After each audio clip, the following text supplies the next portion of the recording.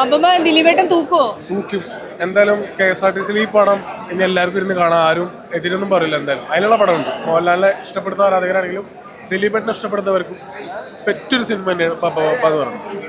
ദിലീപേട്ടൻ complete madness ആണോ? അതായത് നമ്മളെ ജനപ്രിയ നായകൻ എന്ന് പറയുമ്പോൾ അറിയല്ലോ, അത്രയും വെറൈറ്റി ക്യാരക്ടറുകൾ ചെയ്തിട്ടല്ലോ ഈ ഒരു പേരിലേക്ക് എത്തിയത്.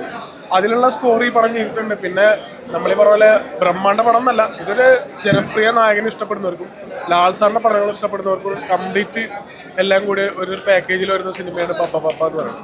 അപ്പോൾ എനിക്ക് പറയാനുള്ളത് എന്താ വെച്ചാൽ ഇപ്പോൾ KSRTC സിനിമയിൽ നമ്മൾ ഈ കേരളമൊക്കെ കാണാറില്ലല്ലേ. അപ്പോൾ ചില ആൾക്കാർക്ക് പടം ഇഷ്ടമല്ല. അപ്പോൾ ഈ സിനിമ നമ്മൾ അവിടെ കൊണ്ട് പ്ലേസ് ചെയ്യുന്ന സമയത്ത് ഒരു എതിർപ്പുണ്ടാവാൻ ചാൻസ് വളരെ കുറവായിരിക്കും. കാരണം ഇത് അഴിഞ്ഞാട്ടമാണ്, മൊത്തത്തിൽ ടോട്ടലി ഒരു അഴിഞ്ഞാട്ടം പടമാണ് പപ്പ പപ്പ എന്ന് പറയുന്നത്. മോഹൻലാൽ ഫാൻസിനും ദിലീപേട്ടൻ ഫാൻസിനും ഒരുപോലെ ആഘോഷിക്കാം. അതായത് രണ്ട് സൈഡിൽ രണ്ട് സിനിമ വരുന്നത്, അതിന് പകരം ഈ ഒരു സിനിമ ഉണ്ടാൽ മതി. ഇപ്പൊ നമ്മളിങ്ങനെ ട്രാവൽ ചെയ്യുന്ന സമയത്ത് അല്ലെങ്കിൽ ഹോസ്പിറ്റലിൽ പോയ സമയത്ത് രണ്ട് സ്കില്ലിൽ ചിലപ്പോൾ രണ്ട് പടം ഉണ്ടാവല്ലോ, അതിന് ഈ ഒരു പടം ഒറ്റ പടം കണ്ടാൽ മതി. ദിലീപേട്ടൻ കത്തിക്കയറിയോ? ദിലീപേട്ടൻ കത്തിക്കയറിയോ എന്നുള്ള ചോദ്യത്തിന് ഇവിടെ യാതൊരു കാര്യവുമില്ല. കാരണം ദിലീപേട്ടൻ കത്തിയിട്ടുണ്ട് ഒരു സമയത്ത്. പിന്നെന്ന് പറഞ്ഞാൽ അയാൾ തെരഞ്ഞെടുത്ത കഥകൾ അത്രയും അങ്ങോട്ട് കറക്റ്റ് ആയിട്ടില്ല. അതാണ് കുഴപ്പം. അല്ലാതെ അഭിനയിക്കാൻ അറിയാത്തതുകൊണ്ടൊന്നല്ല.